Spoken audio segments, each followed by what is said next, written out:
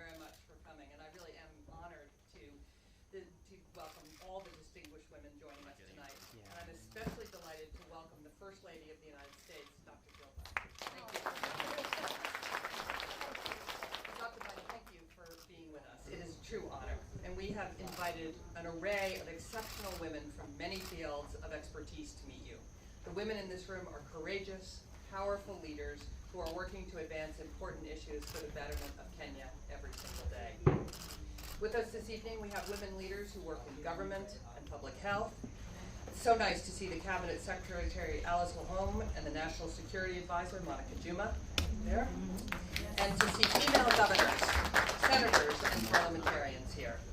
We have exceptional entrepreneurs and businesswomen, many CEOs of very successful businesses. We have women who work on issues affecting youth, refugees, human rights, and women's rights. Many of them have participated in U.S. government-sponsored programs like the Young African Leaders Initiative, Tech Women, Fulbright, and the International Visitor Leadership Program. We also have women who are key exporters of Kenyan products to the United States.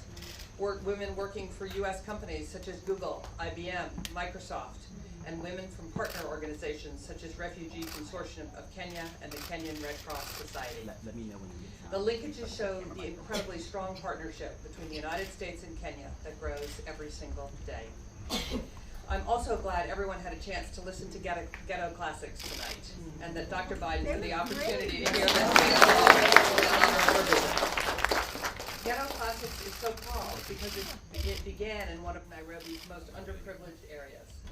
The group is part of a community program that involves over 1,500 children from Nairobi, Kiambu, and Mombasa through the Orchestra for Schools initiative.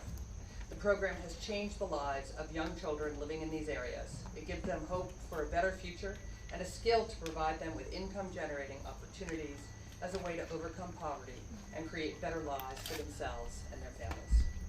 The program fosters the discipline and joy that comes from studying music and dance. It provides children with a better future, empowers them, and inspires those around them to better themselves as well.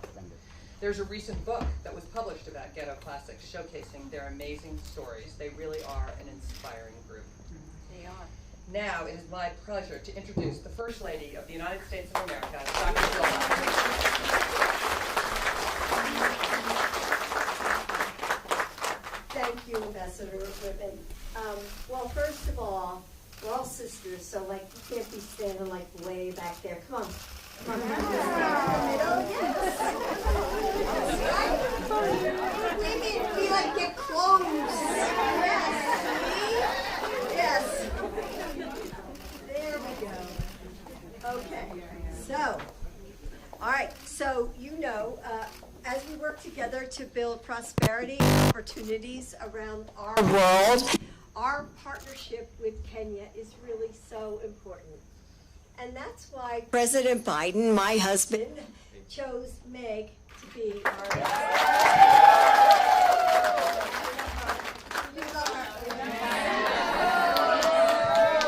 Wow. I have to tell Joe that. She's popular. So she's a seasoned executive, and she understands the power and the potential that we can unlock when we work together and we invest together. So Meg, thank you for all of your work, and thank you and Grip. I mean, come on, he's half of the equation for hosting us tonight. And it was so wonderful to be greeted by the talented musicians who were here earlier. I guess they scooted off, or maybe they're having dinner, I don't know. Anyway, this is my third visit to Kenya, and I have many incredible memories here. In fact, I told my granddaughter Naomi that coming here changed my life, and that's why she wanted to join me. So it's wonderful to be back, and I couldn't ask for a warmer welcome. And from soft lullabies to battle cries for justice, women nurse and nurture, teach and build, lead and dream our way forward each and every day. And while we have never been silent, women have been silenced, right? For many women around the world, simply raising their voice is a struggle. And we've had to fight for a seat at the table. Yes. And Meg, I'm sure no one knows that better than you. So maybe it's true for all of us, really, that we've all had to fight for that seat. And your stories are an inspiration. And that's why I'm here today. Because I want to listen to you, to hear about all that you have achieved, and then take your stories back to the United States with me.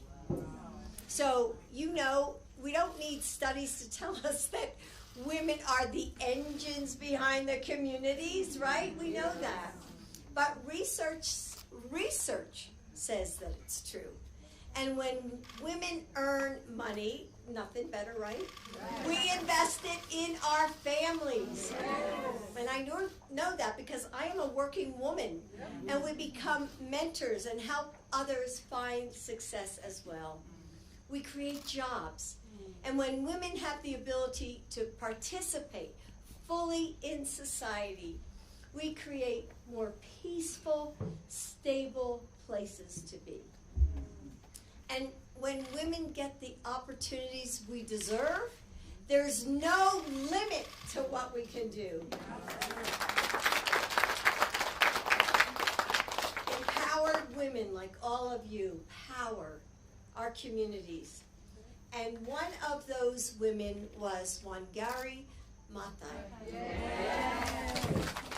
The first African woman to win the Nobel Peace Prize. Pretty amazing.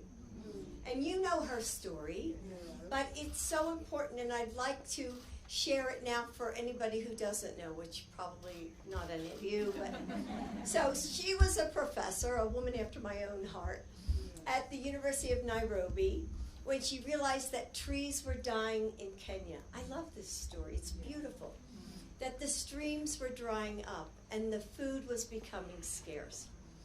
And she remembered how her community in rural Kenya had survived off the land, and so she was inspired to act, right? We find solutions. We're women. So she started planting trees. She taught other women to plant trees, one seed at a time. They began to heal the earth around them. Soon they could earn incomes from the fruit that they grew, from the honey of the new bees, from the firewood that they gathered. And with that first tree sprouted a movement that changed the world. And it was only possible because women came together to support each other. And we push progress and we save our communities. So in her Nobel lecture, she said, and I quote, "In the course of history, there comes a time when humanity is called to reach a higher moral ground, a time when we have to shed our fear and give hope to one another. And like Maathai, you've changed the world in big ways, but you've also done it in small ways as well. One seed planted, one smile, right? One smile when someone needs it most, right? We intuit that. One hand taking another without saying any words at all. I'm here. You're not alone." When we come together as partners, when we come together to work against injustice, we can repair what's broken and we can build something new. We can be the arms of welcome, the hands of kindness. We stand, look at you now, shoulder to shoulder, and lift each other up when we fall.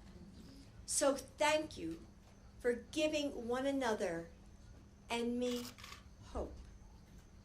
Thank you for the courage that it takes to run for office, to push science to new places, to create a business, to climb to new heights. Thank you for mentoring the next generation of women leaders, because I know that you do, and continuing to show us how high women can rise. And thank you for making your communities and your country stronger every single day. Thank you.